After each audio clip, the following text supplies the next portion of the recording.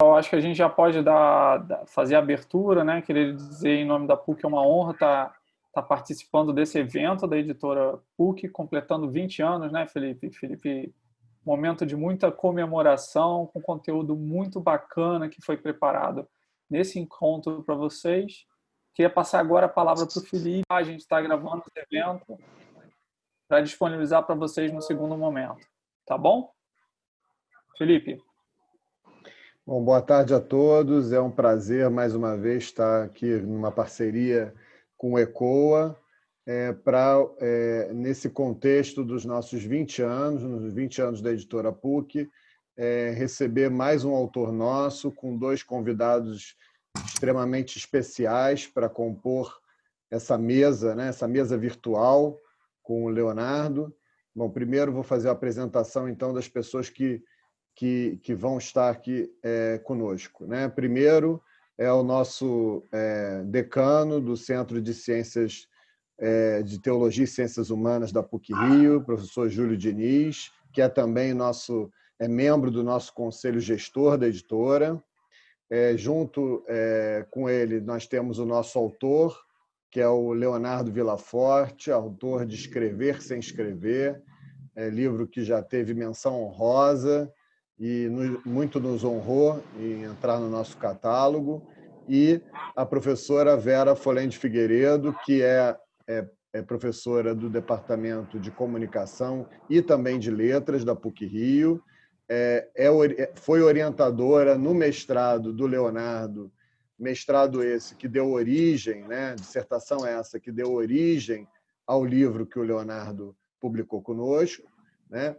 E que é também orientadora dele no doutorado. O Leonardo está doutorando no Departamento de Letras. Então, a nossa conversa hoje, né, vai ser sobre escrita criativa durante a pandemia, durante a quarentena, no caso, né? É um prazer para a gente estar recebendo vocês, e vocês, dessa forma virtual, a gente comemorar, né, de alguma forma, claro que em circunstâncias que não eram previstas, né, mas poder comemorar, sim, de alguma forma, esses 20 anos, marcar esses 20 anos da editora PUC. Vera também é nossa autora, Júlio é nosso autor, né? Então, quer dizer, tem livros também, vários livros publicados conosco, Júlio. Vera tem livro publicado conosco, vai ter mais um, né? Queria destacar que esse livro do Leonardo é uma parceria da editora PUC-Rio com a Relicário Edições, de Minas Gerais. Até gostaria de dizer aqui que a Maíra Nassif está entre aqui no público, né? Está presente a esse encontro, é a editora da Relicário, está assistindo também. Queria destacar a presença dela aqui entre nós e agradecer ao Gustavo, mais uma vez, pela parceria com a ECOA. É uma parceria inicial, né? O segundo evento que a gente está fazendo em conjunto, mas certamente muitos outros virão. É uma parceria que a gente preza muito, a ECOA fazendo um trabalho muito importante aqui na universidade, já de algum tempo, mas principalmente agora, com todo esse contexto inesperado que a gente está vivendo. É um momento também de a gente se voltar para o digital, e o Gustavo tem tocado essa educação, nos ajudando com a educação digital de uma maneira muito singular.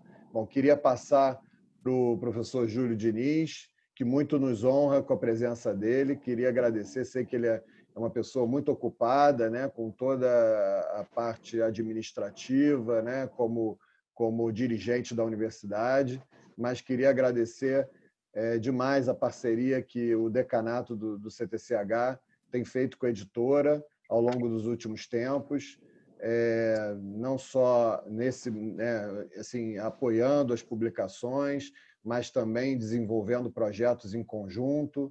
Então, queria agradecer muito ao professor Júlio, a quem eu passo a palavra nesse momento para iniciar o debate. Bom, boa tarde a todas, a todos. Para mim é uma alegria, uma honra estar aqui. Obrigado pelo convite. Feito pela editora, da PUC, comemorando seus 20 anos, pela ECOA, né? E particularmente pelo Leonardo. Eu acho que são laços afetivos, são pontes estabelecidas nessa conversa, pontes e laços afetivos que são profissionais. Eu, como decano do CTCH, para mim é muito importante, me honra muito, né, ter essa parceria com o Felipe e com o Guga. Tá? Estamos fazendo já há algum tempo muita coisa junto, tem muitos títulos e muitos projetos, né, do CTCH na editora e muito mais coisas agora na CCAD com o Guga, enfim.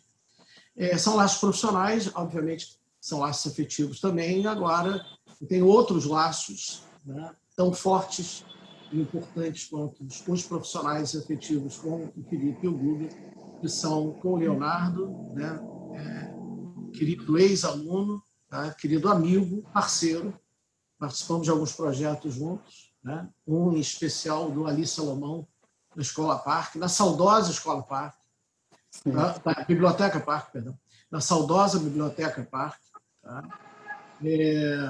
Ali em frente à Central do Brasil, era o Ali Salomão, o paginário do Ali Salomão, organizado pela Marta, viúva do Ali, pelo Omar, filho caçula do Ali, em que eu e o Leonardo participamos desse belíssimo evento, quando nós tínhamos ainda a biblioteca aberta, funcionando, né, no Rio de Janeiro. Tá?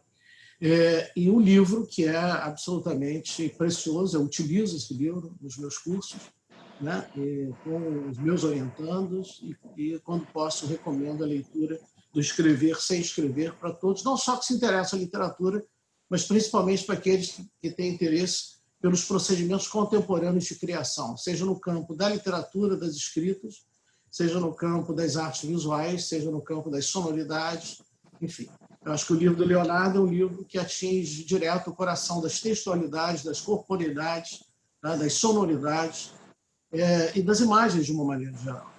E eu deixei para o final, propositalmente, né, para saudar a minha querida amiga, né, professora do Departamento de Comunicação e professora do Departamento de Letras, Vera Fulan, né, e mais do que amiga, é uma parceira, mais do que uma parceira, é uma guerreira resistente, né, na nossa luta contra a barbárie, ou seja, contra a ignorância, contra a destruição, contra o genocídio, contra, né, o vazio. Tá? Então, na verdade, como toda e qualquer ação hoje em dia, essa é uma ação de resistência pela cultura, pela arte, pelo saber, pela literatura.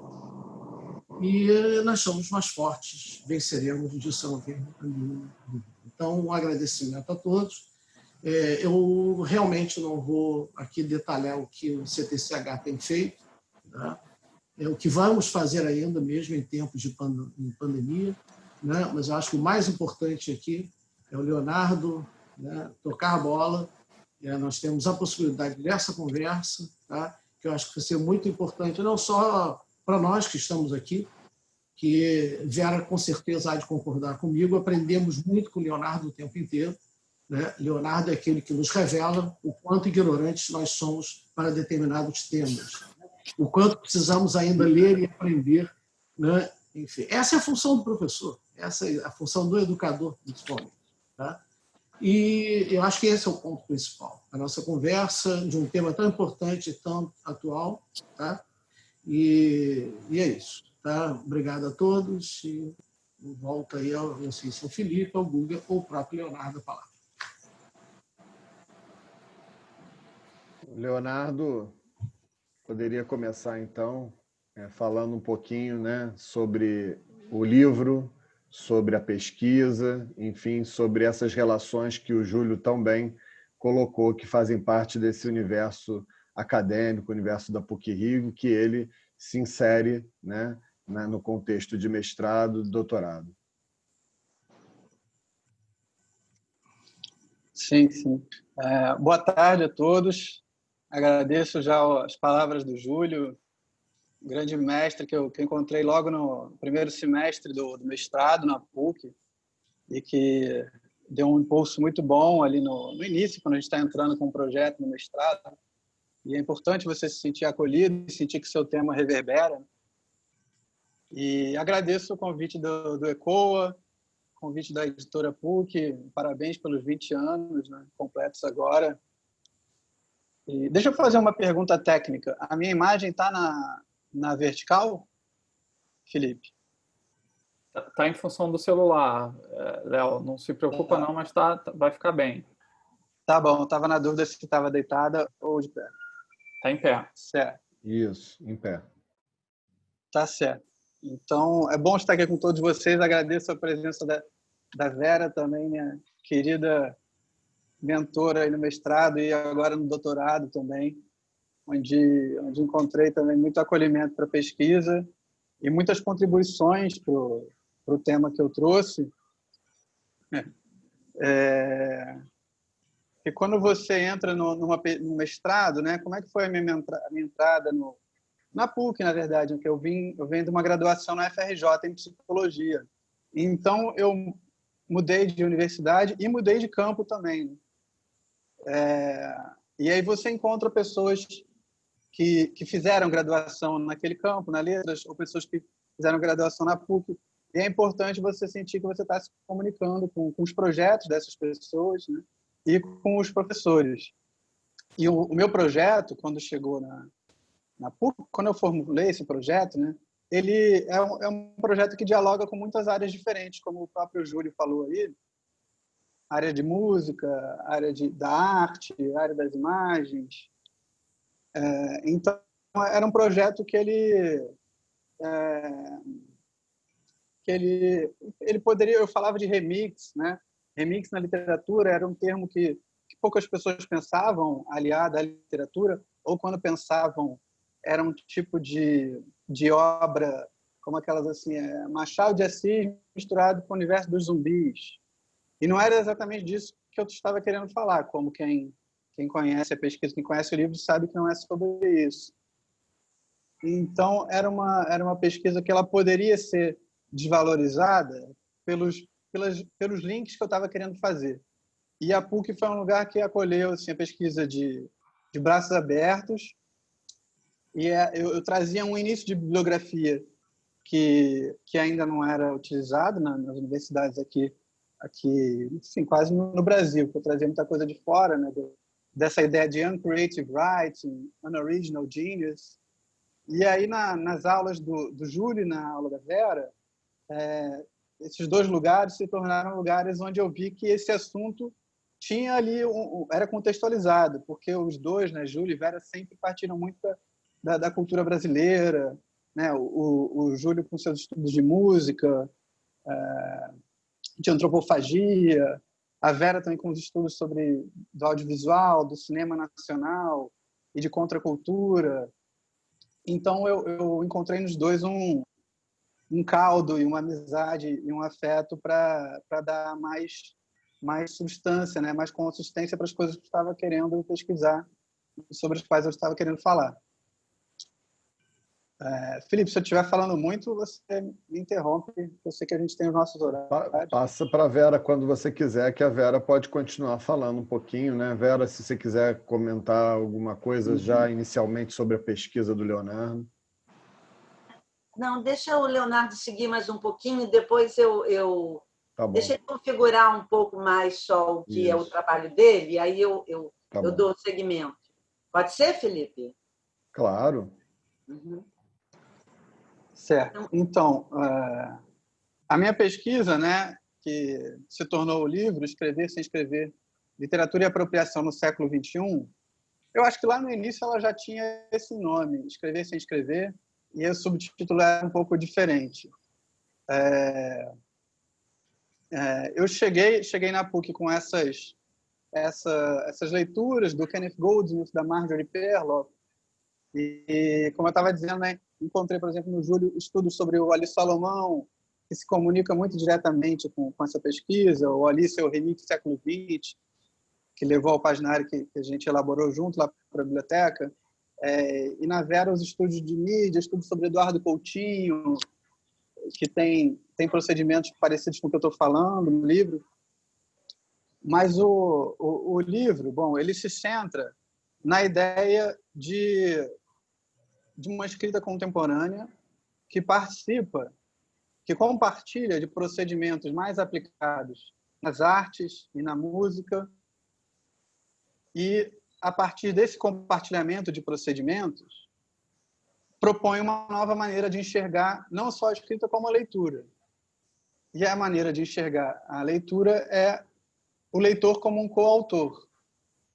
E eu digo nova, é claro que isso está lá no Barthes, né, no Foucault, sobre o que é um autor, no Barthes, a morte do autor se paga com o nascimento do leitor. O que eu penso de diferente para o final ali dos anos 60 e essas intervenções do Barthes é que o Barthes falava do nascimento do leitor, do autor como um leitor, no sentido de ser um autor que reúne em si todas as suas leituras, todas as suas influências, todos os estilos, né? Como uma espécie de aglomeração que desemboca numa manifestação escrita de tudo aquilo que ele reuniu inconscientemente na sua cabeça, né? E aí a diferença, para isso que eu estou falando hoje, nesse livro, é a do surgimento de um leitor material, né? De um autor que se faz por uma intervenção material do leitor no texto. Não é uma reunião inconsciente ou não intencional de todas as suas leituras em você para você depois manifestar aquilo numa escrita. E sim um gesto completamente intencional de interferir em textos pré-existentes, né? Ou misturar textos pré-existentes, como, por exemplo, a Angélica Freitas faz ao fazer poemas usando trechos que ela encontra em pesquisas no Google, né? E aí ela se propõe, ela faz uma espécie de curadoria de linguagem, por isso que eu digo que se comunica muito com o terreno das artes, porque as estratégias de escrita e de leitura que eu penso no livro, elas podem ser examinadas por esse prisma, como curadorias de linguagem, como curadoria da linguagem que a gente pode capturar pelo Google, ou como um trabalho que eu mesmo fazia, que fazia, mas está lá no ar, que é o Mixlit, o DJ da literatura, que era um blog que eu iniciei em 2010. E nesse blog eu construía contos apenas recortando trechos de livros diferentes e montando essas pequenas narrativas, ou seja, eu me pus uma restrição de não agregar nada escrito, apenas vírgula e ponto final no máximo. E aí se tratava de fazer uma autoria por meio dos trajetos de leitura, né? Uma ideia muito presente no livro também é a ideia de trajeto de leitura como autoria. E eu acho que essa se torna uma ideia relevante no momento em que a gente vive o excesso, né? Excesso de informação, excesso de conteúdo, todo mundo quer produzir conteúdo, excesso de abas no site, né? Você abre o seu navegador e tem lá 10, 20 abas, e na verdade você está fazendo um link de uma aba com outra. Como é que você ligou uma notícia de política com o jogo do Flamengo, com o download de uma revista? Isso tudo é um olhar seu que está criando uma trajetória, né? E talvez essa trajetória crie um olhar por meio das escolhas que ela faz. E aí o livro usa um pouco da antropofagia para pensar isso, as ideias do Kenneth Goldsmith, da Marjorie Perloff, também ideias de um pensador que foi a Vera que me trouxe, o Lev Manovich, um russo, que pensa como a tecnologia influencia nosso olhar. Tem curadores de arte, como Nicolas Bourriot, pós-produção, pensando essa relação com o texto, essa curadoria de linguagem, como uma espécie de pós-produção, que é algo do âmbito das artes, só que trazendo para o meio do texto. Então, acho que eu dei um panorama, né? Sim. Certo. Posso tomar a palavra? Certo? Então, eu queria também dizer que eu estou muito feliz de estar aqui nesse encontro, né? Comemorando 20 anos da editora. Eu acho que 20 anos de uma editora é mais que um sinal de resistência, né? É uma luta que está em andamento e como ela continua, né, na luta por persistir, é uma vitória, né? Quer dizer, poder continuar é uma vitória, já é em si uma vitória. Então, estou muito feliz de estar aqui nesse momento, também feliz porque estou cercada de amigos, né? Tenho o Felipe, que é um grande amigo meu, que foi meu aluno também, né? Estar com o Júlio, que dispensa comentários, uma pessoa importantíssima, né? Para a PUC e para todos os amigos, todos aqueles que convivem com ele. Então, reencontrá-lo também é sempre uma alegria, né? Além do que, ele tem um excelente humor, o que também é maravilhoso nesses tempos de tanto peso, né? Então, só para dizer que... E também poder estar falando um pouco do livro do Leonardo, né? Do meu orientando, que foi um presente, porque orientá-lo não foi peso nenhum, já que o Leonardo já estava praticamente pronto, né? O que eu posso dizer em relação à orientação da dissertação dele é que o meu papel foi mais ou menos de conduzi-lo numa travessia. Não tanto a travessia da área de psicologia para a área de literatura. Isso ele fez sozinho, ele deslizou de uma área para outra muito suavemente. O que eu achei mais difícil, e aí eu acho que aí eu tive realmente um papel para ajudá-lo, né? Foi na passagem do território do criador, porque ele é um artista criador, para o território do teórico, acadêmico, do trabalho crítico, né? Que exige, por mais que esses campos hoje cada vez mais se entrelacem, de qualquer maneira, o trabalho da reflexão teórica, o trabalho acadêmico, ele tem seus protocolos próprios, ele exige um certo distanciamento, né? Que é diferente do trabalho criativo. Então, eu acho que o nosso encontro foi produtivo, muito nesse sentido do ajudar o Leonardo a encontrar esse entrelugar. Não é que ele deixou de ser criador, mas ele conseguiu ficar nessa fronteira de criador e também alguém que tem uma reflexão teórica importante sobre o papel da literatura hoje, sobre o lugar da literatura hoje, né? O encontro foi também bastante feliz, porque o tema do trabalho do Leonardo, ele, de certa forma, poderia ser visto como um caso particular da minha própria linha de pesquisa naquele momento, né? Eu tinha publicado o Narrativas Migrantes, que é um livro que pensa o quê? Deslizamento dos textos por diferentes plataformas, né? E como esses deslizamentos geram outras maneiras de ler, outras maneiras de escrever, né? Então, quando o tema do Leonardo ele estava perfeitamente em consonância com os meus interesses, né? E que estava me interessando estudar, né? Na verdade, nós dois estávamos o tempo todo nos perguntando, né? Qual o lugar da literatura hoje, o que é hoje ser criativo, a questão da originalidade, se ainda é um valor, né? O que é ser um autor nesse mundo, nessa cultura midiática digital. Então, as nossas preocupações eram bastante próximas, né? Os nossos interesses eram próximos, e aí a gente pôde trabalhar, eu acho que de uma maneira bastante produtiva e fértil. Acho que é isso. Pegando o gancho que a Vera deu, então, na verdade, a gente iria para um primeiro tópico, o tópico mais importante, porque ele poderia, desses debates com a Vera, né, e outras tantas professores que estiveram no seu caminho, Leonardo, como é que você colocaria essa questão da escrita criativa, né, e como é que você acaba debatendo esse tema por meio da sua obra, né, pensando, entre outras coisas, na questão da transdisciplinaridade, por exemplo?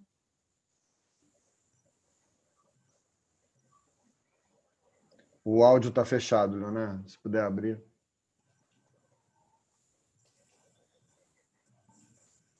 Não, continua fechado. Acho que agora foi. Foi. Foi. Foi? Sim.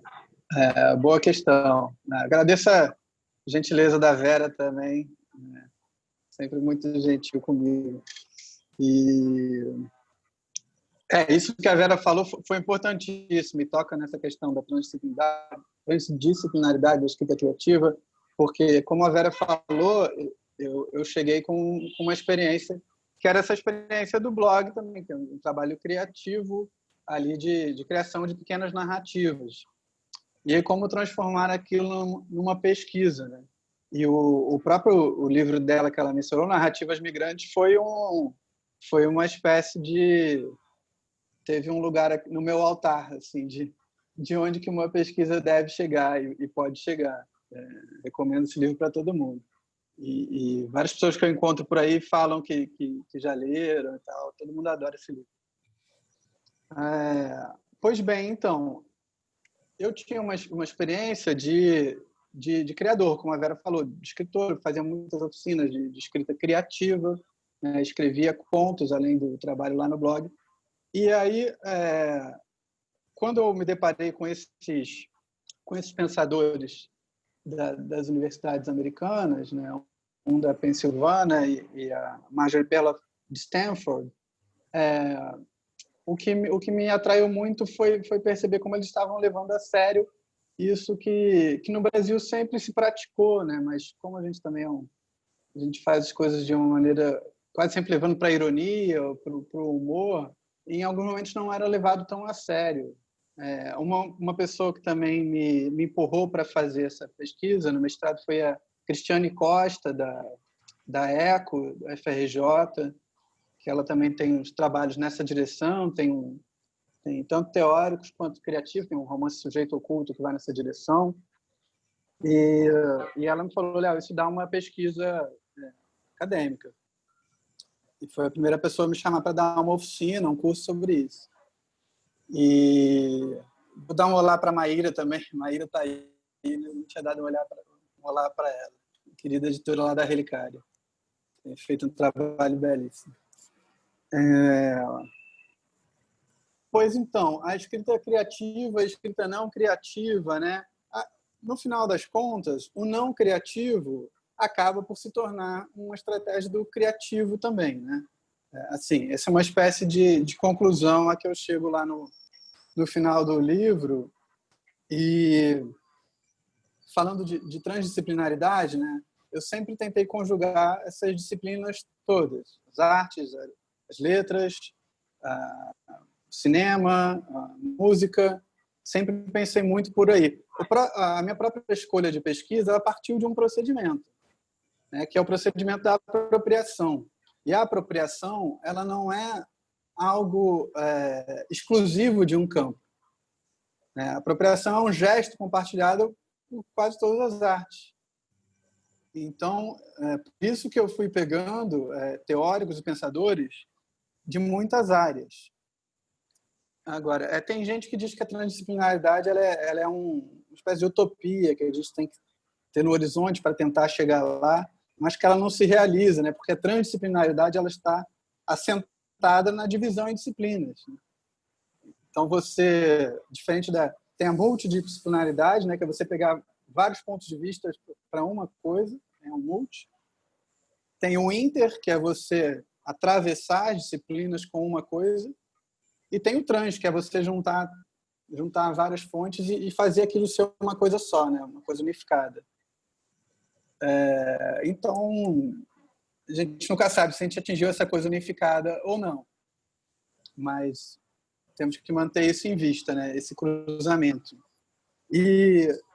E aí a escrita criativa, no início da pesquisa, uma das opções, né? Conversei com a Vera, com o Júlio também, tomamos café sobre isso, falamos sobre isso, era fazer a pesquisa repetindo o procedimento que eu investigaria.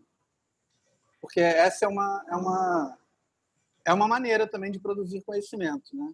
Você fazer no texto aquilo do qual o seu texto está falando, né? Você trazer para a expressão, na escrita, o tema do qual você está falando. E aí, depois de algum debate, eu e Vera, ou seja, eu faria uma pesquisa que fosse ela mesma um grande recorte Colli, né, como eu fazia no Mixlit. E depois da gente pensar bastante sobre isso, eu e Vera decidimos que essa não seria a melhor estratégia, né? E isso foi muito legal, porque é isso, né? No início você está meio que aprendendo ali o que é uma pesquisa no campo das letras, para mim foi assim, e entender que era preciso pensar uma estratégia foi muito bom, né? E eu e Vera decidimos que essa não seria a melhor, porque eu já vinha fazendo essa estratégia artística no blog e nas colagens também, que eu expus em alguns lugares. Então, para que eu iria repetir aquilo num novo trabalho? E também a gente percebeu que havia um espaço sobre esse assunto aqui no Brasil e que provavelmente um trabalho inteiro sobre esse assunto poderia contribuir bastante para ser utilizado, né, por outros professores, escolas, universidades. E a gente achou que para isso contribuir dessa maneira seria melhor fazer um texto acadêmico sem se utilizar dos procedimentos artísticos dos quais eu estava falando. Apesar de ter muita citação no livro, né? Mas ele não é inteiro feito daquele jeito. E aí depois da pesquisa concluída, eu tive um segundo trabalho que foi fazer o livro como eu queria para ser publicado, né? Depois que a gente acertou a publicação pela editora PUC-Rio e a Relicário, eu também entendi que seria interessante revisar esse texto, trazendo para ele um olhar mais ensaístico, talvez uma abordagem mais amigável a leitores não tão acostumados com o olhar acadêmico. E aí eu dei um trabalhão para a editora PUC-Rio, aí eu, Felipe e Lívia, acho que eu tinha que entregar esse texto em 2 ou 3 meses, fiquei quase um ano com ele, porque ficava sempre mudando algo mais, e no meio disso eu estava cursando o doutorado, daqui a pouquinho vai terminar. Estava cursando o doutorado, então eu também estava com estudos novos na cabeça, e eu ficava naquela tentação de incluir, porque no fundo eu já estava revisando um pouco aquele estudo que eu terminei no início de 2015. Eu terminei o mestrado no início de 2015. E o livro saiu em 2019, olha quanto tempo. Né? Eu entreguei para a editora ali no meio de 2018, final de 2018, talvez. Então, eu já tinha coisas novas a agregar sobre aquilo. E aí fiquei, enfim, enchendo o saco da Lívia e do Felipe para eu poder adicionar algumas coisas. E essas coisas acabaram entrando na conclusão do livro. Então, principalmente a conclusão do livro, ela não está na dissertação de mestrado, que aí já é uma revisão sobre a pesquisa e trazendo para um lugar da cultura brasileira. Eu lembro de uma aula, assim que eu entrei no mestrado, em 2013, no primeiro semestre de 2013, uma aula do Júlio. Tava eu, o Júlio, tava o Omar, e aí o Júlio trouxe essa questão. Vocês, jovens que estão produzindo aí, vocês estão pensando o Brasil é uma questão para vocês? E naquele momento não era, porque a gente estava ainda numa rebarba da internacionalização, do Brasil ser um grande país. E aí a gente meio que concordou que não é uma questão agora ser brasileiro como uma questão, né? Se eu não me engano, o Júlio estava dando um texto da Marjorie Perloff, o Momento Futurista, que fala muito da colagem. Exatamente. Né?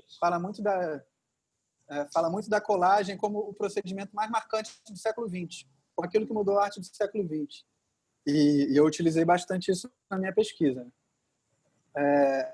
E aí, bom, 2013 corta para 2018 eu revisando essa pesquisa, e aí tudo mudou, o Brasil mudou, a escrita não criativa começou a ser mais discutida aqui.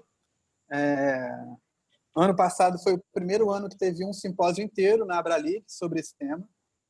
Primeiro ano passado. E aí eu falei, bom, preciso olhar isso com outros olhos.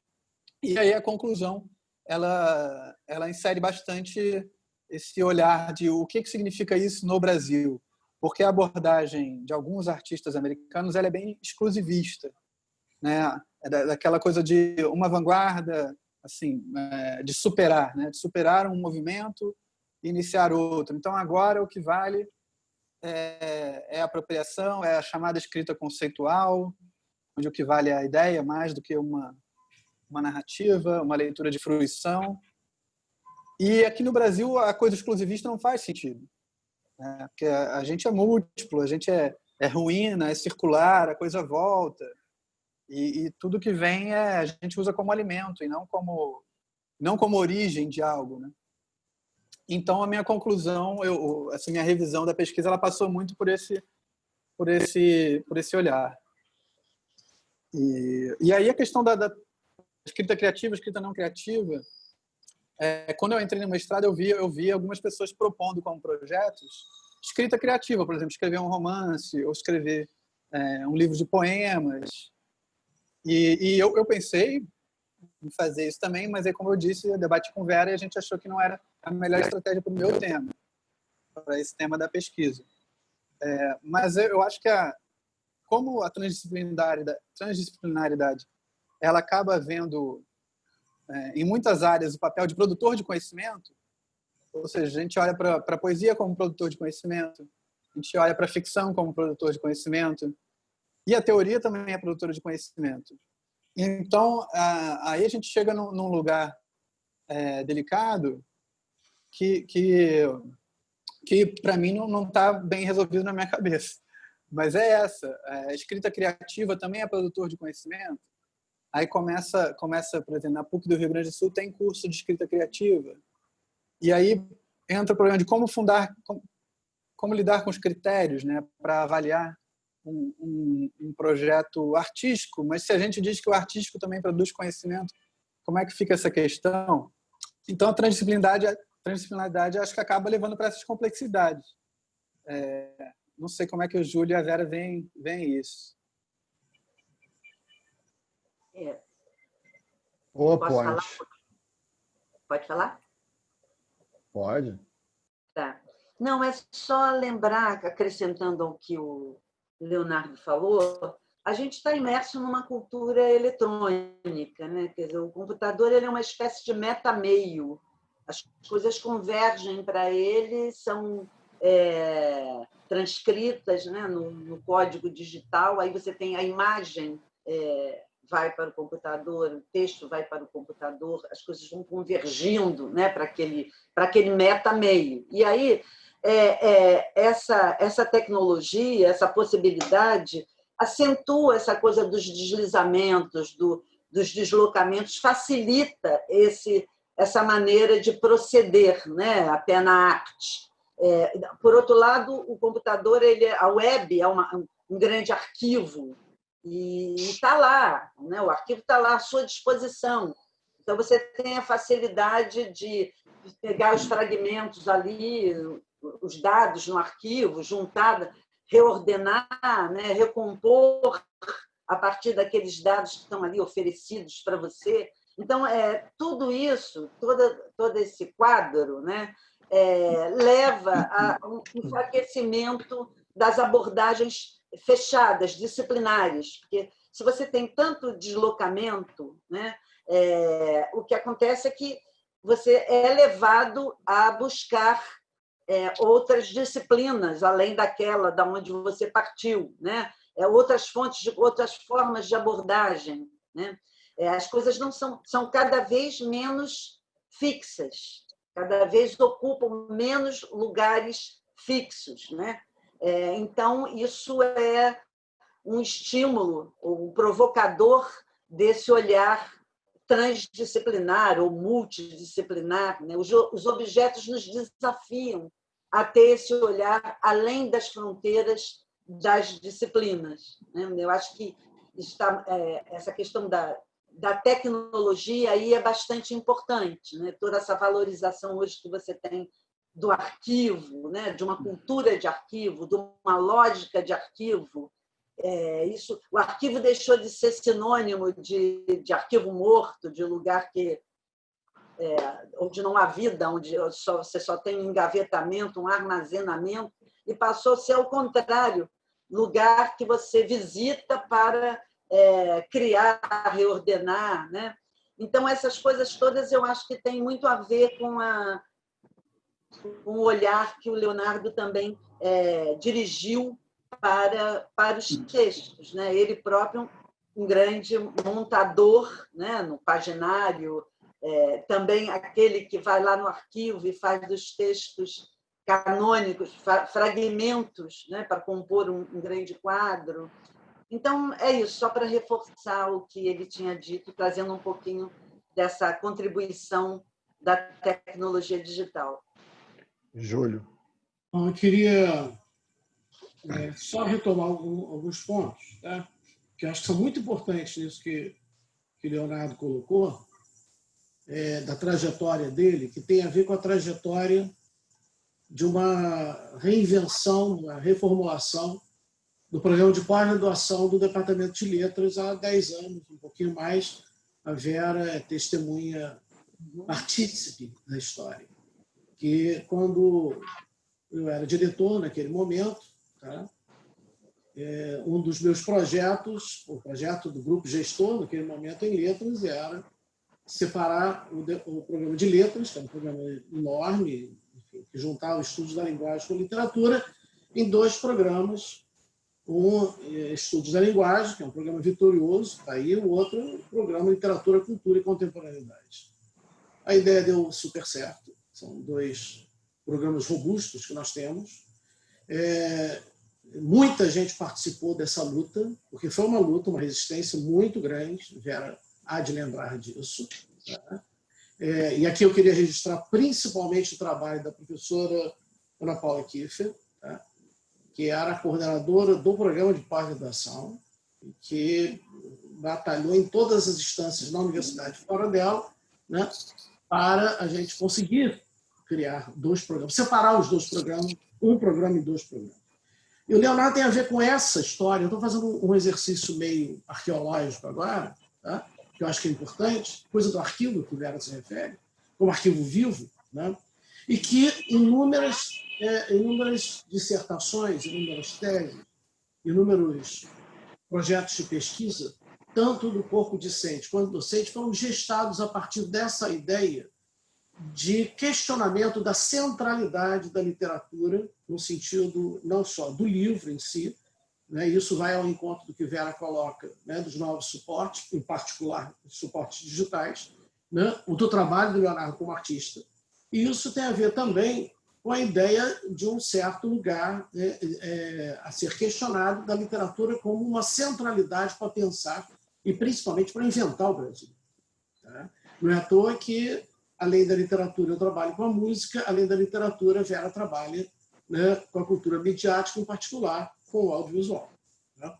Então, não há esse lugar que a gente chama hoje, com muita, eu acho que muito mais tranquilidade, de campo expandido da própria literatura. Então, o Leonardo trabalha nesse lugar do campo expandido, que não se confunde, né, com um certo delírio, um certo desejo de ser Roland Barthes, né, e de querer escrever teses ou dissertações poéticas, entre aspas, né, como se a forma, nesse sentido, determinasse uma revolução, uma mudança e um novo lugar do trabalho acadêmico. Não.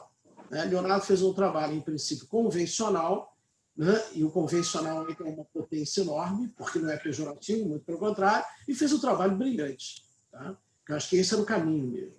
Então, repara que o livro do Léo, até a dissertação dele, vai citar, inclusive, né, um texto que foi gestado num curso meu, como trabalho de final de curso, que é o Manifesto da Literatura Sampler, né, que foi escrito a 2 mãos, né, pelo Fred Coelho, hoje, né, é professor do programa de pós-graduação, né, excelente ensaísta, brilhante, né, pensador da cultura contemporânea brasileira, tá, e do Mauro Gaspar. Tá?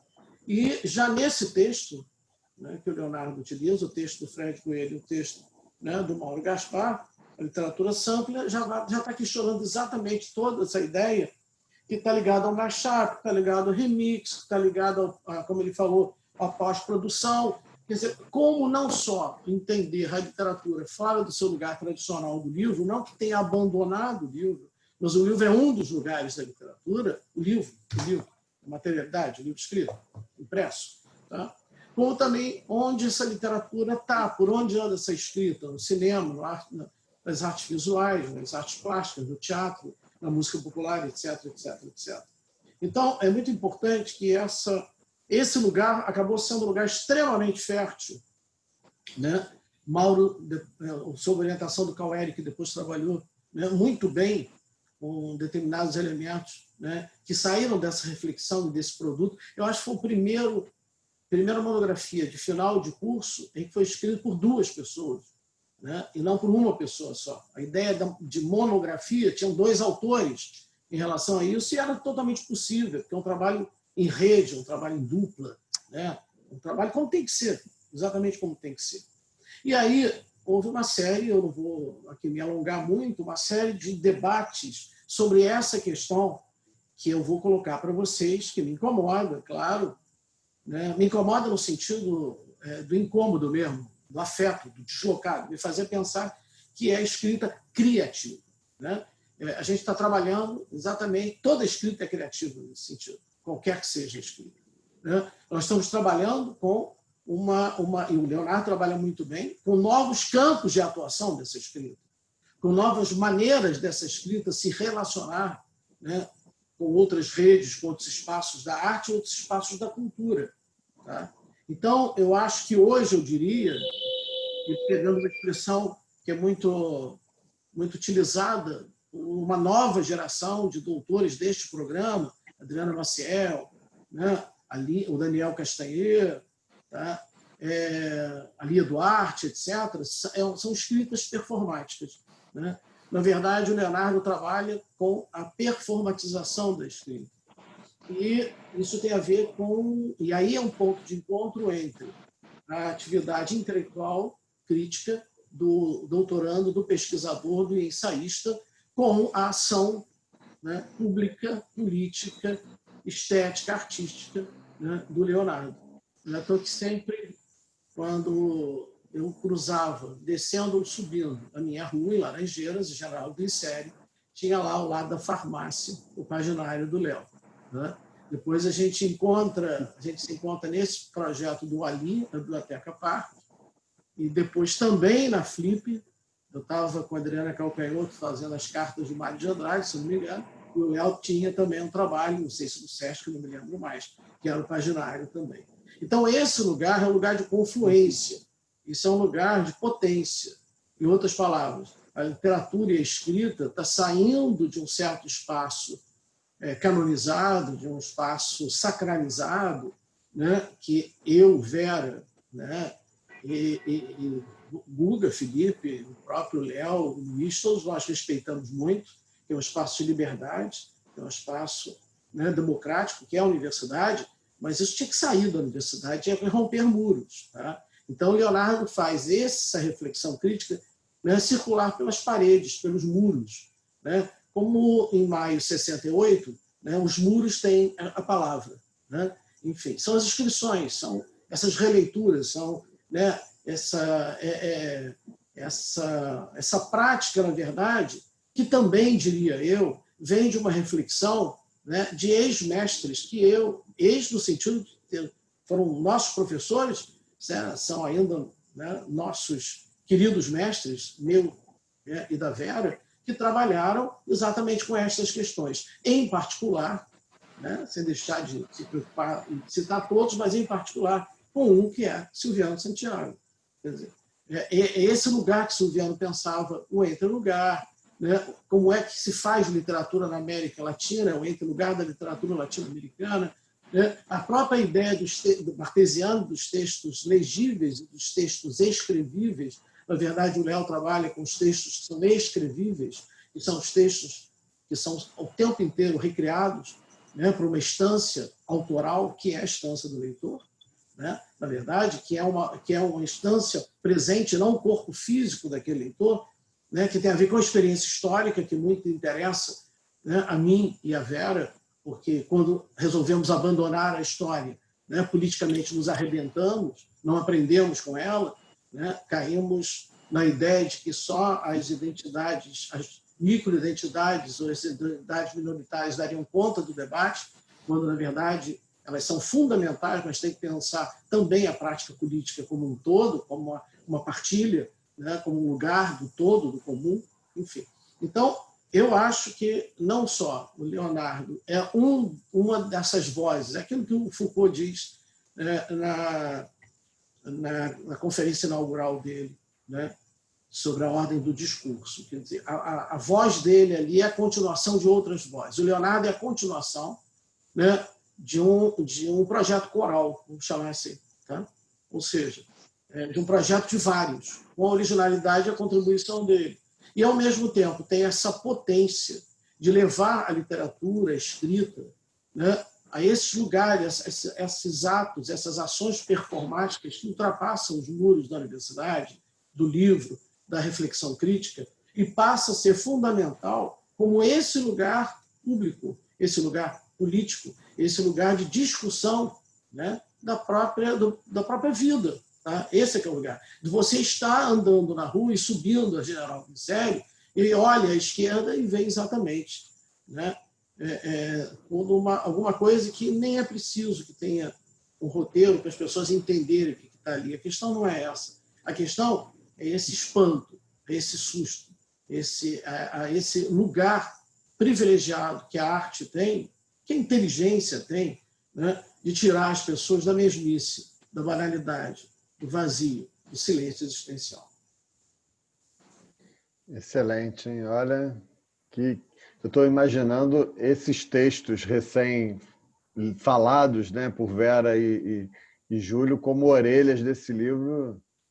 Né? Claro que as orelhas, não estou negando o conteúdo que foi publicado, mas realmente é maravilhoso esse debate, pensando como formas de abordar o seu trabalho. Tem uma questão aqui, Léo, colocada na nossa ferramenta Question and Answer, pergunta e resposta, de Eclé Gomes, que eu acho que poderia ser o gancho para a continuidade da conversa. Leonardo, como se dá essa questão da apropriação na prática? Quais as formas que foram encontradas durante a pesquisa que validam esse modo de composição? E quais as fronteiras entre a apropriação levantadas na pesquisa e a antropofagia levantada por Oswald de Andrade em 3040? Boa tarde. Conseguiu captar? Nós temos umas 2 ou 3 horas a mais. Pois mas, na verdade, basicamente como se dá a questão da apropriação na prática.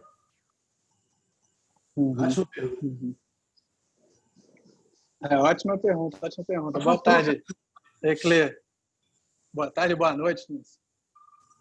Eclé, né? Eclé. Boa noite. Sim, boa noite. É um ator e diretor de teatro que eu conheci semana passada aí pela internet, lá do Ceará. Muito bom o trabalho dele. E também bem dialoga bastante com antropofagia. Bom te ver por aqui, Eclé. Bom, primeiro, é muito bom ouvir o Júlio e a Vera, né? Fico até com vergonha de falar mais, porque depois do que eles falaram, ficaria aqui só escutando também. Mas a Vera falou da tecnologia e o Júlio trouxe o Manifesto Sampler do Fred do Mauro, né, que foi ótimo ele ter trazido, porque foi uma das coisas que me animou a levar o projeto de pesquisa para a PUC. E aí lá eu encontrei isso que o Júlio falou, nessa reformulação do programa, da qual eu sou totalmente devedor mesmo. E me enriqueceu muito. Foi muito feliz esse encontro com o programa reformulado lá da PUC. E, bom, para responder o Eclé, sim, sobre a apropriação. Então, olha, eu trato principalmente de 6 obras na pesquisa, né? 3 brasileiras e 3 americanas. E lateralmente trato de outras argentinas, de outros países da Europa. E, enfim, isso tudo tem lá também como um de seus grandes iniciadores o Borges, que é um que é um autor que eu já li, obviamente, mas que eu vim olhar de outra maneira, de maneira muito mais rica com a Vera, né? Com a Vera que tem ela faz muitas referências a Borges e me fez meu amor por Borges aumentar ainda mais. Mas bem, falando das questões de apropriação, eu trabalho principalmente 6 obras e cada uma trabalha a apropriação de uma maneira específica. Eu trabalho, por exemplo, com o livro Tree of Codes, do Jonathan Safran Foer, que é um escritor. É interessante porque ele é um escritor de romances, escritos da maneira tradicional, digamos assim, apesar dele usar bastante imagem. E esse trabalho dele o chamado, ele chama de cut-up, né? Que é um procedimento celebrizado pelo William Burroughs. E nesse trabalho, o Jonathan Safran Foer, ele pegou o livro dele preferido de infância, que é um livro do Bruno Schulz, um escritor austríaco, e ele marcou alguns trechos desse livro, e depois, num trabalho editorial super sofisticado, numa gráfica na Bélgica, a editora recortou, ou seja, na verdade, retirou os trechos que ele marcou. Então, é um livro todo esburacado. E ele consegue a proeza de manter a narrativa. Dentro do escopo do meu livro, tem trabalhos que vão mais para o que a gente pensa, está acostumado a pensar como poesia, e outros que vão mais para a narrativa. O do Jonathan Safran Foer é um que vai mais para a narrativa, porque apesar dele ter retirado muitos trechos do livro original, tem ali um núcleo, uma história que ela segue. Ela não se perde. E aí, bom, ele usa uma fonte só e mantém o estilo, mantém a narrativa, né? É um tipo de apropriação, com uma fonte só e retirada, ele faz a retirada. Outro é o da Jan Burvin, que é uma artista americana. Jan Burvin, ela usa os sonetos do Shakespeare. Tem um trabalho chamado Next, que já é um corte de sonnets, né? Então, são redes que vêm dos sonetos, onde ela tem a versão publicada, que é uma apropriação muito generosa, diferente do Jonathan Safran Foer, que retira. Ela mantém o original, mas ela faz um jogo de figura e fundo. Então, ela deixa na cor cinza aquilo que seria o que ela não escolheu. E ela deixa em preto as palavras que ela escolheu para se traduzirem numa nova leitura sobre a leitura do original de Shakespeare. Então, no fundo, você tem os 2 textos. Você tem o de Shakespeare ali como fundo e você tem o dela em preto sobre cinza como uma nova leitura. E é super bonito. Então, é uma outra apropriação que não tira, né? Duplica. Na verdade, duplica, né? Porque você cria essas 2 leituras. Tem a do Kenneth Goldsmith, que já é uma escrita conceitual, porque é curioso, porque os americanos todos eles trabalham com uma fonte só. E os casos brasileiros que eu utilizei, eles trabalham com múltiplas fontes. Não sei se foi não sei o que me levou a isso. Não sei se a gente pode tirar uma conclusão disso. Mas vocês viram a Jan Burvin com Shakespeare, Jonathan Safran Foer com o romance do Bruno Schulz, e o Kenneth Goldsmith com esses outros meios, né? Uma emissão de rádio sobre o trânsito, uma emissão de rádio sobre o clima, outro é uma partida de beisebol. Então, são todos recortes de um inteiro, né? É uma transmissão inteira que ele seleciona quando vai terminar e quando vai acabar, ele transcreve aquilo e aí publica aquilo em livro. É claro que ele faz uma divisão de horário lá, de 10 a 11, aí é um capítulo, de 11 a meio-dia, é um outro capítulo. E aí você lê as pessoas falando no rádio, né? Anunciando uma rua fechada, um acidente, uma ponte onde o trânsito está fluindo bem. Isso é o que você lê. E aí, diferente dos exemplos que eu falei antes, ele não trabalha com uma ideia de tornar a leitura sedutora. A ideia não é essa. A ideia é mais pensar o deslocamento de meio, porque vocês viram que os outros 2 partiam da literatura para ficar na literatura, né? Shakespeare e Bruno Schulz. O Goldsmith ele já parte de um outro meio, que é o meio informacional da mídia rádio. Então, a questão dele é mais pensar esse deslocamento e, se é possível, a gente pensar isso como uma arte poética, né? e como poesia, essa chamada poesia conceitual, né? Que assim como Duchamp, quando você diante de uma obra de Duchamp não fica admirando as habilidades do artista, e sim o efeito da sacada, né? Do pensamento e o contexto, né? Como é que fica um urinol do lado de um quadro, uma pintura? E aí você reavalia o que é arte, seja uma arte de contexto. O Goldsmith também faz isso, né? Você não pega um livro dele e fica apreciando como ele constrói uma frase de maneira linda, como ele é preciso no uso dos adjetivos, como ele cria um ritmo com o uso das vírgulas, tudo. Não é isso. Aí seria a escrita conceitual, que ele e outros poetas têm praticado. Esse é um tipo de apropriação. E aí aqui no Brasil a gente tem apropriações de isso que o Júlio falou, né? de projetos corais. Talvez seja uma característica brasileira.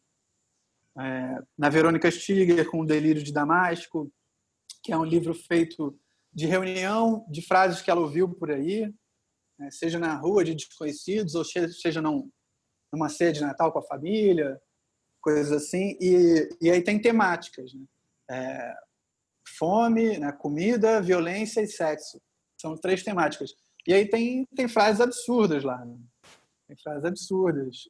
Assim como nos poemas com auxílio do Google da Angélica Freitas, que estão no livro dela, Um Útero do Tamanho de um Punho. Então, a Verônica vai do oral para o textual. Ela recolhe de ouvido e publica no livro. E o livro não tem uma narrativa encadeada, nem é uma poesia em versos. Assim, é uma frase por página, né? Porque o livro ele simula o formato dessas placas de rua, né? Então, cada frase é uma página. E a Angélica já coloca num formato de versos. Ela joga uma procura no Google, por exemplo, a mulher quer, e aí reúne resultados que contém a mulher quer e faz uma seleção. Ou seja, ela faz uma proposta como uma espécie de curadora, né? Ela faz uma proposta e reúne a produção em torno daquela proposta. Que é o quê? Que é uma produção já existente, né? Por isso que é ready-made. É a produção das pessoas de anônimos no Google. Então vocês veem que Angélica Freitas e Verônica Stiger trabalham com anônimos. Mas a Angélica vai do escrito para o escrito, do Google para o livro de poemas, mas trabalhando com a coletividade. E já aí eu falo também do Mixlit, desse blog, né? E aí, como o Jonathan Safran Foer e como a Jan Bervin, eu vou da literatura para a literatura. Porque eu reúno os autores que eu gosto, que estão na minha prateleira, na minha estante, e vou pegando um trechinho de cada um e montando esses contos.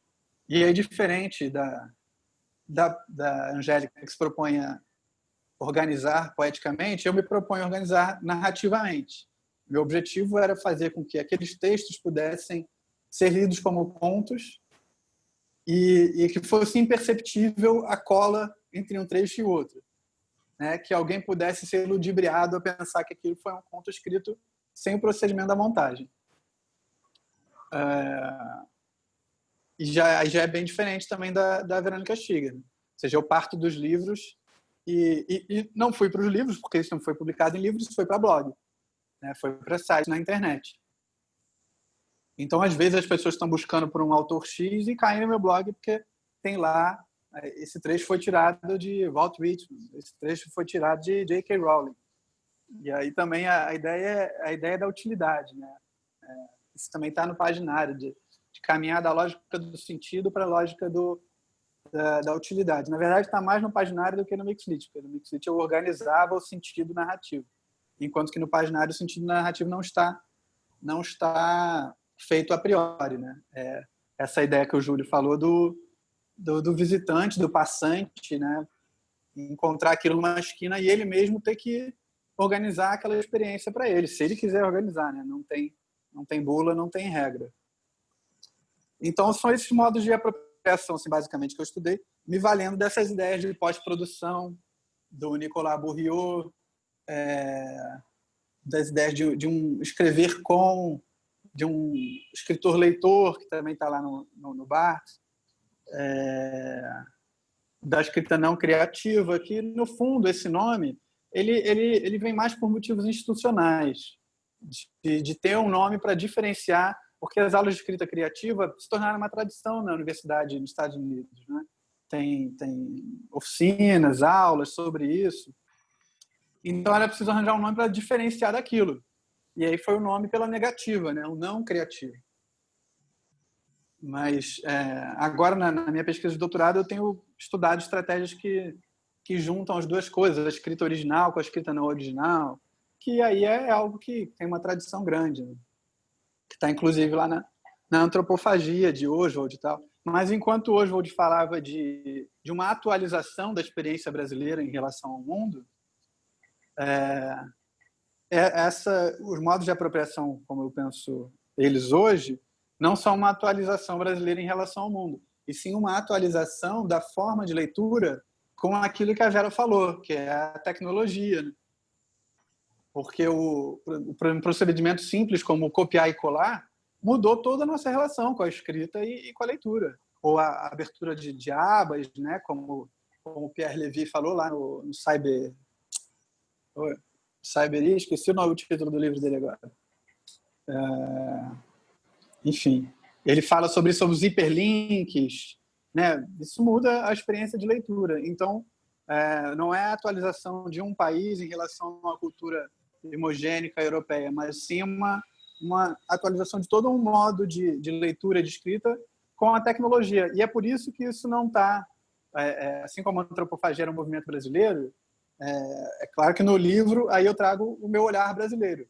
Mas se você for ver, o Kenneth Goldsmith, a Marjorie Perloff e outros, a John Burwin, a Vanessa Place tem falado de escrita conceitual, escrita não criativa, ou escrita remix lá nos Estados Unidos. Na Espanha tem o Agustín Fernández Maio, na Argentina tem o Pablo Cachadian, que fez aquele livro agregando textos a um conto do Borges, e aí foi processado pela viúva do Borges. Então isso está pipocando assim, em vários lugares, porque é algo global, né? Essa atualização das relações de leitura e escrita com o olhar que a tecnologia acaba estimulando na gente. Perfeito. Eu vou propor, por conta do horário, infelizmente a gente já está chegando na reta final, está muito bom, mas infelizmente a gente vai ter que terminar daqui a pouco. Então, eu depois até sugiro, né, que a gente vai passar todos os comentários para o Leonardo, né, para que ele possa acompanhar e ver como é que as pessoas interagiram, né, com a conversa, que está muito boa. Então, eu pediria para ele, se ele pudesse começar uma rodada de considerações finais, né, que a gente vai começar você falando, Leonardo, podendo dizer o que você não conseguiu dizer até agora, já disse muito, mas, enfim, se você quiser complementar, o que você quiser complementar, né, falar para o público, que está aqui com ótima audiência, que depois a gente passa para a Vera e a gente fecha com o Júlio, né, as despedidas do debate. Depois eu falo pela editora e o Gustavo fecha a sala, tá bom? Então, por favor, Leonardo, se você puder falar um pouquinho mais para a gente, já também se despedindo do público. Certo, maravilha, maravilha. Eu consegui ver muito rapidamente alguns comentários aqui.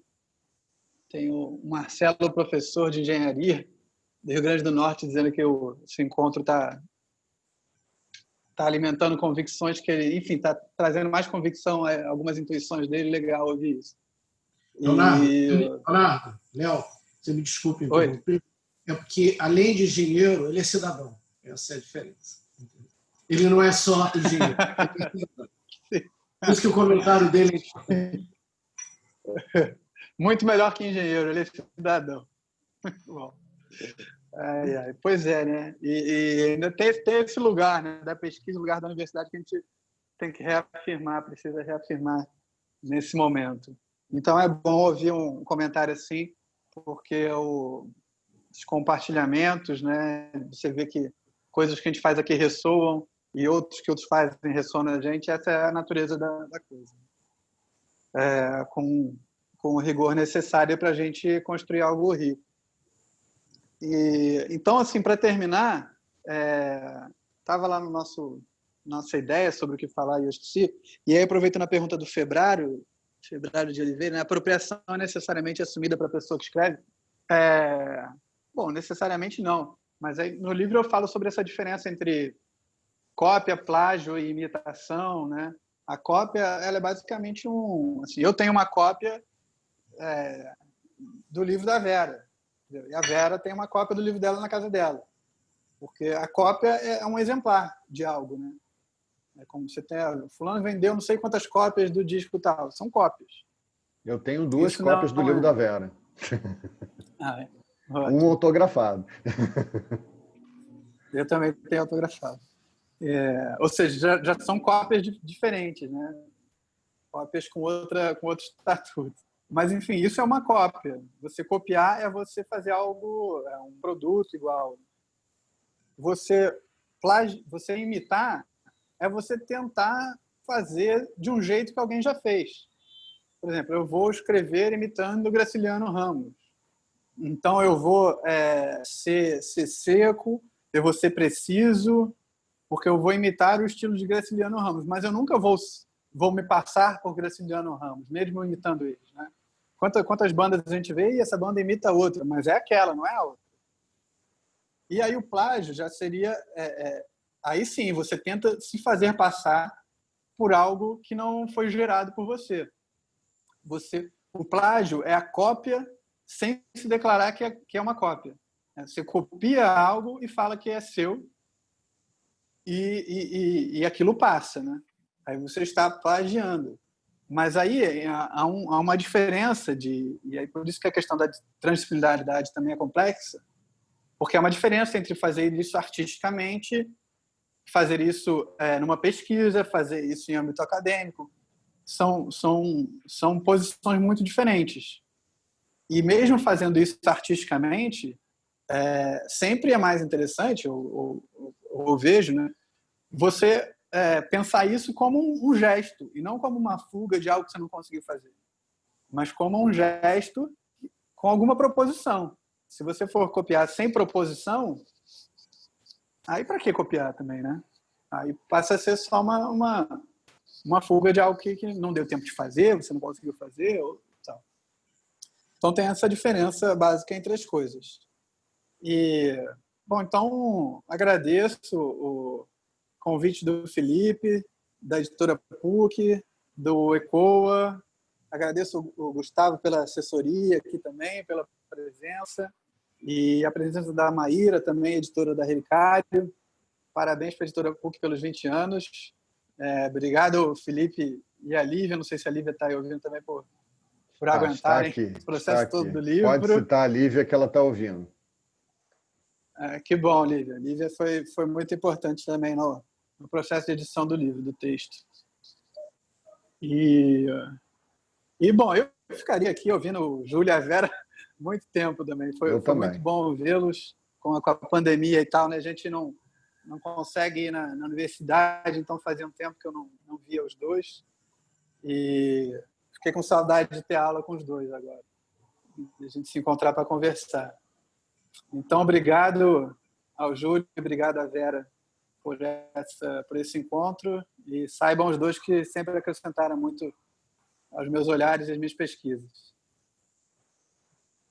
Um abraço. Muito obrigado. Obrigado, Leonardo. Vera, se puder dar as considerações finais. O áudio está fechado, Vera. Fechado. Agora abriu, né? Bom, eu me despeço só lembrando uma coisa que perpassou, né, a nossa conversa, mas eu queria deixar para finalizar aqui a minha fala nesse encontro, né, que é lembrar que esses procedimentos de apropriação, de colagem, eles estavam nas vanguardas do início do século, mas movidos por uma utopia, né? Pela vontade de transformar o mundo, de criar um mundo melhor, né? De quebrar o sistema, aquilo que estava estabelecido em nome de um mundo melhor. Isso não é essa utopia não está presente agora, nesse momento. Ela não está dirigindo esses procedimentos de apropriação que nós temos hoje em dia. Eu acho que hoje em dia essas colagens, montagens, apropriações, elas se devem muito mais àquilo que o Leonardo falou, que é a mudança nas maneiras de ler e nas maneiras de escrever que acompanham as mudanças na nossa cultura recentemente, né? Então, não vivemos um momento utópico, ao contrário, né? Vivemos o declínio da crença na possibilidade de transformar o mundo. Então, até esses procedimentos ganham uma outra dimensão em função disso. É só isso. Obrigada mais uma vez pelo convite. Adorei estar aqui. Tá? Obrigado, Vera. Passo então agora para o Júlio. Bom, também queria agradecer muitíssimo. Eu, nas minhas turmas de graduação e de pós, durante esse semestre, eu batizei essa tela aí, tá? De edifício master, entendeu? Porque, na verdade, cada um de nós, com o seu kitnet, tem uma história muito importante para narrar. Porque isso nos dá a possibilidade de uma quebra de centralidade, de hierarquia nas aulas. Eu custei muito a engrenar nessa nova era. Eu resisti, nem sei porquê. Tá? Mas depois eu entendi e transformei, realizei com muita alegria a ideia de que a gente tem a possibilidade de quebrar com aquela hierarquia, né, espacial mesmo, da distribuição da sala de aula tradicional, mesmo que numa aula de pós a gente coloque numa estrutura de círculo, né, mas ninguém faz isso com uma turma de 40 alunos, enfim, não dá para fazer, não tem espaço para isso. E a gente volta a um lugar democrático em relação... É tão democrático que as pessoas podem ou não aparecer, elas desligam ou não o seu vídeo, o seu microfone, e a mim pouco importa se elas abandonaram aquilo, eu não estou muito preocupado com essa coisa que o Foucault vai chamar de vigiar e punir, entendeu? As pessoas participam da maneira que elas acham que elas podem, querem e desejam participar. Então, vivo o edifício master, eu acho que isso é um dado fundamental, porque cada um de nós tem uma narrativa muito importante. Os 100 e poucos participantes dessa live aí, que não dá para aparecer todos, mas com certeza absoluta. Cada um tem a sua janelinha, tem a sua miniatura, tem no seu pequeno espaço, né, uma história para contar. Então, nesse sentido, é uma volta, sabe, Vera, para a gente repensar aquele narrador clássico que um dia morreu, segundo Benjamin, e que pode renascer sob outras maneiras, ou ser reinventado sob outras maneiras, porque toda a história nossa é baseada hoje na vivência, toda a história nossa é baseada na experiência do confinamento, em princípio. Tá? Então, eu queria assim, levantar, só para fechar, né, que aquelas 5 palavras com a letra P, que sempre marcaram pensar o texto dentro da modernidade, ou seja, o plágio, a perífrase, a paráfrase, a paródia e, finalmente, o pastiche, está sendo acrescido de um outro elemento. Eu quero, né, extremamente feliz nesse final, voltando às vanguardas históricas, para mostrar a diferença, né, da questão da paródia, principalmente. Né? A ideia do próprio pastiche, que é muito contemporâneo, né? É o que o próprio Silviano, por exemplo, faz em Liberdade, né? Sendo essa voz outra, essa alter biografia do Graciliano. Tá? E eu acho, para terminar, eu proponho que a gente pense não na ideia sequencial de copy and paste, ou seja, de copiar e colar. Mas eu acho, Léo, que o que você propõe, eu reli o livro agora, desse evento, muito prazer, tá? É o contrário. Eu acho que a gente tem que pensar agora em paste and copy. Primeiro você cola, depois você vê o que você vai fazer com aquilo que está colado. Entende? Não é colar, é copiar e colar. É colar. Depois você vê se você vai copiar, você vai rasurar, tá? Se você vai se apropriar, se você vai esgarçar, rasurar, reescrever, reinserir. E isso é uma questão que não depende só, como a gente disse aqui, né, do autor, mas vai depender desse lugar, dessa instância de diálogo conceitual e, ao mesmo tempo, operacional, que é o próprio leitor como produtor. Em vez de ser o autor como produtor, acho que a gente tem que pensar agora também nesse leitor como produtor, e principalmente essa proposta que eu estou fazendo da inversão da categoria, que para mim muda muito, em vez de ser copy and paste and copy, nessa ordem sequencial, com uma maneira ou outra de lidar com a própria criação.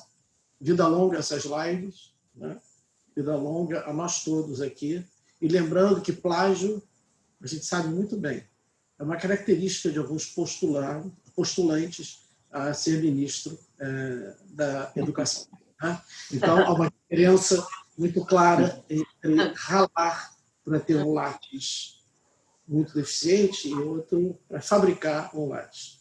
Eu queria assim, terminar, se você me permite, Felipe, lembrando o Leandro Conder, saudoso Leandro Conder, em todos os sentidos, como professor, como pensador e como militante, né, e como ser político, quando ele dizia que a gente está muito preocupado, mesmo falseando, com o nosso currículo vitae, que a gente tinha que se dedicar mais ao nosso currículo mortis, em outras palavras. Falar daquilo que a gente não fez, falar daquilo que a gente tinha um desejo de fazer, falar daquilo que a gente tentou fazer e não conseguiu, ou falar daquilo que a gente começou a fazer, mas a vida não deu tempo. Eu acho que é um desafio nosso agora, falar daquilo que a gente não fez, tá? Porque aí a gente volta, Vera, a ter um certo espírito tópico de desejo em relação a isso. Obrigado. Olha, realmente vocês nos brindaram com um fim de tarde muito especial, né? Realmente foram 2 lives, a de ontem já havia sido bastante especial, mas a de hoje também completou com pessoas muito queridas, né? Vera, minha orientadora em mestrado e doutorado, né? Que tenho muito orgulho de estar com ela aqui nesse momento, autora de um livro nosso esgotado, que já teve gente reclamando hoje aqui que está esgotado, Narrativas Migrantes, citado pelo Leonardo, referência para ele. Temos que resolver essa questão. E também vai ser autora de mais um livro nosso pela Relicário, já está em produção. Então, agradecer ao Júlio por toda a parceria da editora com o Decanato. Para a gente é motivo de muita honra de ter um parceiro como o Júlio, né? Agradecer a parceria com a Relicário nesse livro, a Maíra Nassif, e em outros livros também, uma excelente editora de Minas Gerais, de Belo Horizonte, a Maíra Nassif, que responde pela Relicário, né? E que vai publicar também o livro da Vera em breve, esse ano ainda. Agradecer ao Gustavo Robichês, Leonardo, principalmente, primeiro, antes de chegar no Gustavo, o Leonardo, nosso autor, que realmente trouxe um trabalho super especial para a editora, que a gente tem muito prazer de ter publicado. E agradecer ao Gustavo e ao ECOA pela parceria nessas 2 lives, que vai ser o início, né, de uma parceria, certamente, de outras parcerias com a editora, que vão contribuir, com certeza, para o enriquecimento da editora, das nossas produções. Então, muito obrigado, Gustavo, por essas oportunidades. Tá?